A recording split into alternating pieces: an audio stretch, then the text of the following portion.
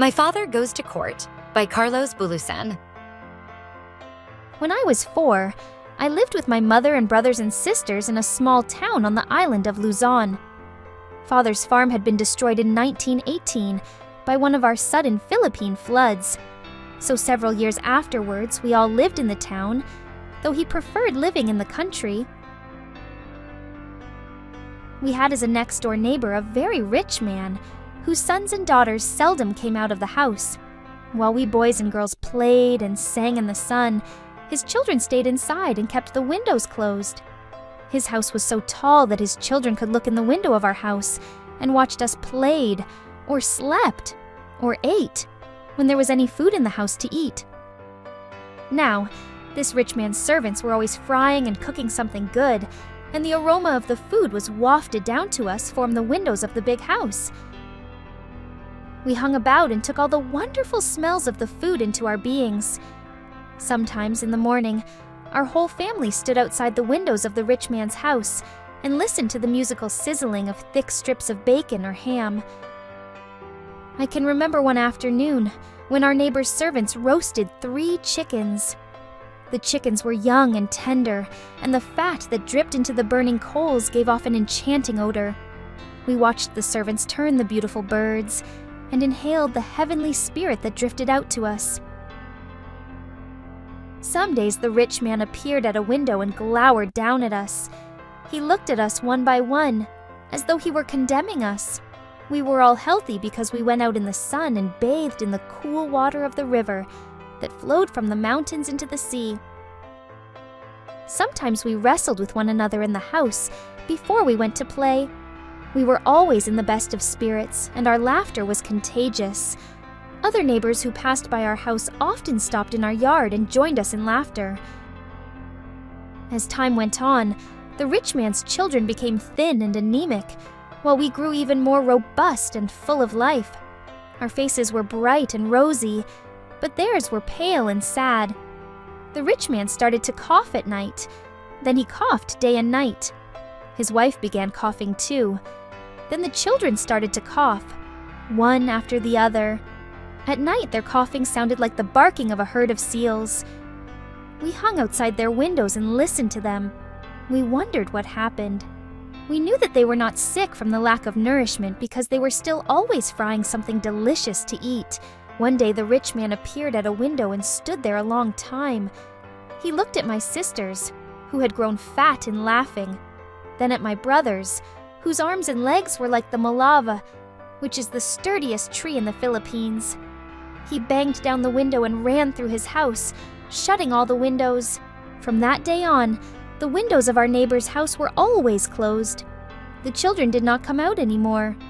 We could still hear the servants cooking in the kitchen, and no matter how tight the windows were shut, the aroma of the food came to us in the wind and drifted gratuitously into our house. One morning, a policeman from the Presidencia came to our house with a sealed paper.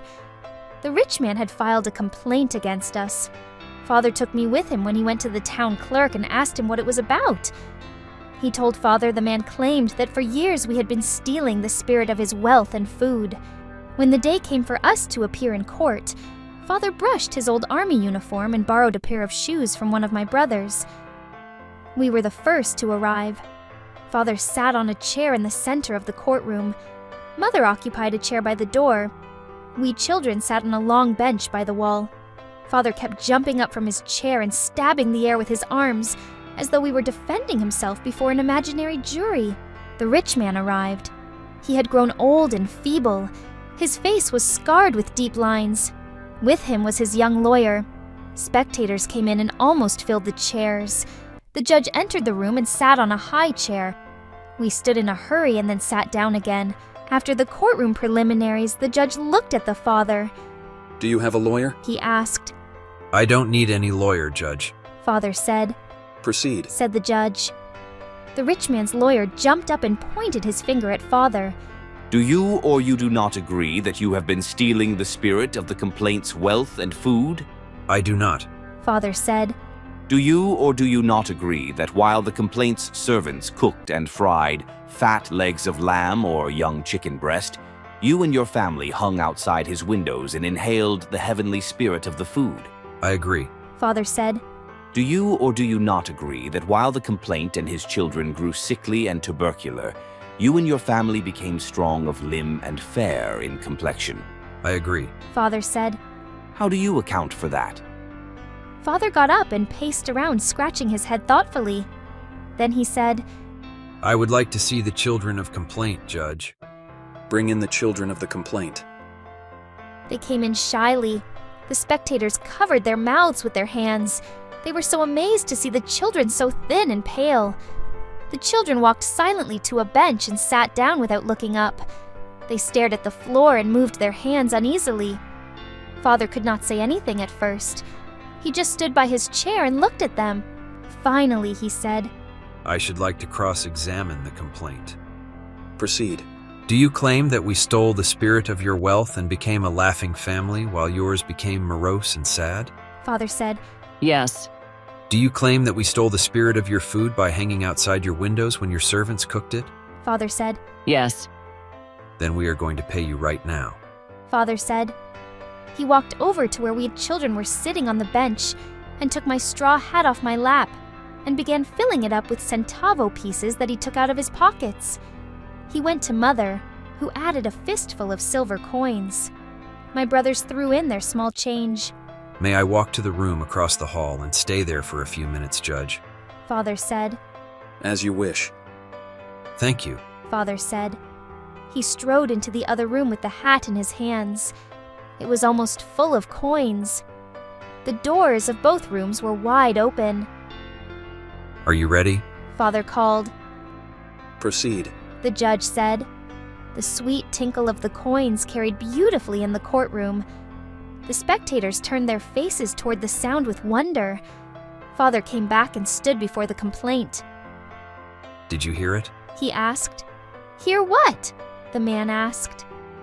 The spirit of the money when I shook this hat? He asked. Yes. Then you are paid. Father said. The rich man opened his mouth to speak and fell to the floor without a sound. The lawyer rushed to his aid. The judge pounded his gravel. Case dismissed. He said. Father strutted around the courtroom. The judge even came down from his high chair to shake hands with him. By the way, He whispered. I had an uncle who died laughing. You like to hear my family laugh, Judge? Father asked. Why not? Did you hear that, children? Father said. My sisters started it. The rest of us followed them. Soon the spectators were laughing with us, holding their bellies and bending over the chairs. And the laughter of the judge was the loudest of all.